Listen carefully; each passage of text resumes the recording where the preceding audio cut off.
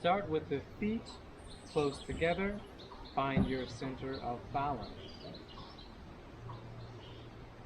Relax your body. Focus on your breathing.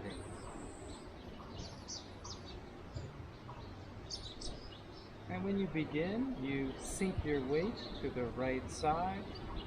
Move the left leg out. Shift over, 50-50. And I like to shift my weight forward and then sit down a bit as the arms raise up. You're going to sink a little bit more. Feel the ground with your heels and push with your heels. And your hands will go out a little bit. Drop the hands, relax, bring them in a bit, and down. Relax down. Next, we're going to open the left foot to a 45-degree angle. So from here, when I open my left foot, my right hand comes under and I form a nice ball. Let's go and do that again. From here, sinking down, open, form the ball, and sink onto the left leg so you can step with the right. Then you push down or relax down further so that you can shift your weight forward.